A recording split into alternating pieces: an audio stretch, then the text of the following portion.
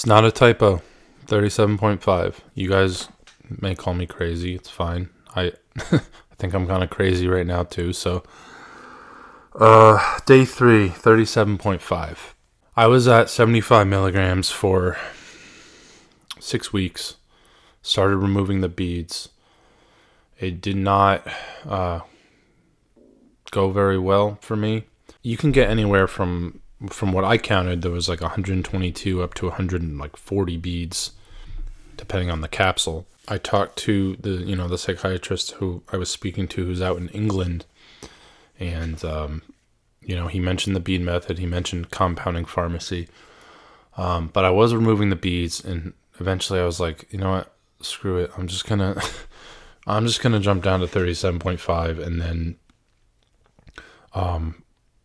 I'm going to start using a compounding pharmacy once I'm stable here. This is the lowest I have been in 17 years on any antidepressant. This is the lowest amount I've been. So this is very, very huge for me. I am experiencing symptoms, obviously. Uncomfortable. I wrote some of them down just so I don't forget. Anxiety, nervousness, shortness of breath, dizziness, headaches, nausea, brain fog, difficulty concentrating, insomnia, and sensitivity to light and sound. I did have a panic attack 2 days ago, so it was the first day after I made the jump.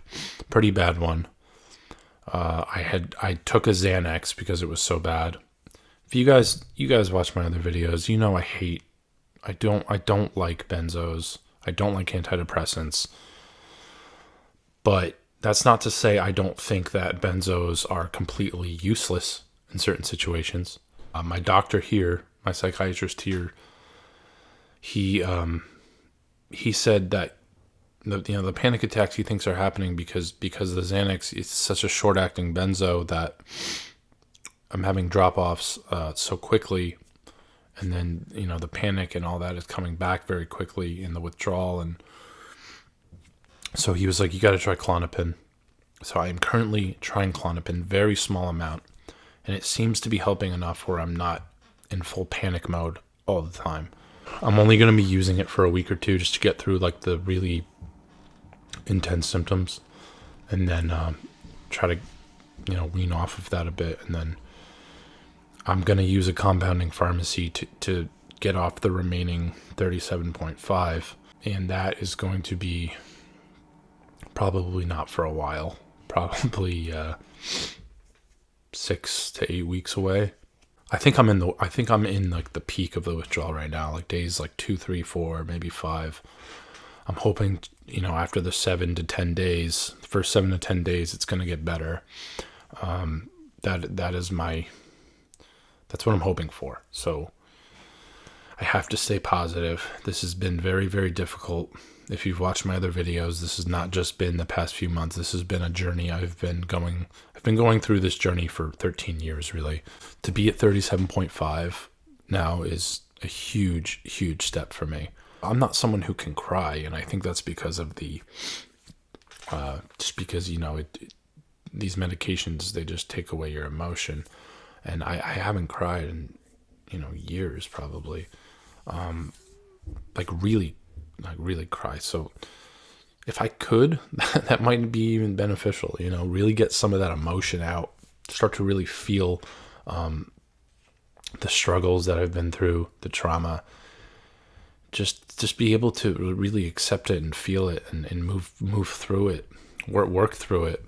I think that would be extremely beneficial for me, because there's been a lot of trauma, man. It's, hundreds of hospital visits and chronic illness and Lyme and the thyroid stuff and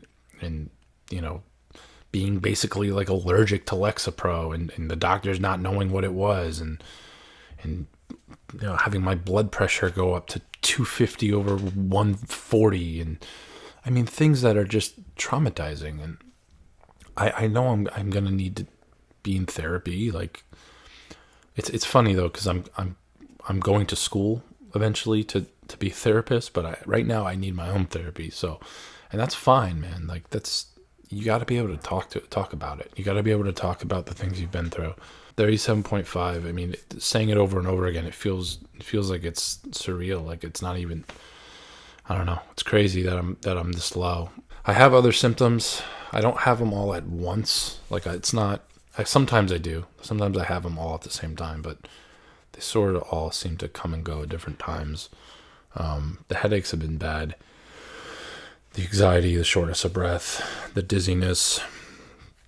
I haven't had much of an appetite, which is very weird. I think I'm actually already starting to lose weight, which the Effexor made me gain a lot of weight. I think I'm already starting to lose some weight being being at a lower dose. I know what a lot of you guys are thinking, like 50% decrease, that's insane, but I'm pushing through. I'm not doing cold turkey, so I'm hanging in there, okay? I just want you guys to know that. You're probably wondering why I'm always wearing a freaking hat. It made me lose a lot of my hair, like patches of my hair. Like you guys can see, like there's patches of my hair that just like aren't even like there. I used to have very like thick, like really thick hair. It's not the biggest deal in the world, but it sucks. So I'm wondering if going off of the drugs, maybe some of my hair will start to come back. Who knows? But yeah, I'm pushing through. You guys can, like I said, call me crazy if you want. 50% decreases. I didn't think that was ever going to happen. When you've been through as much as I have, you get to a point where it's like, all right, enough is enough, man. Like, let's just get off of this freaking thing. But I am going to use the compounding pharmacy, to get off the remaining 37.5. I'm not going to mess around with that. That way it'll be a very slow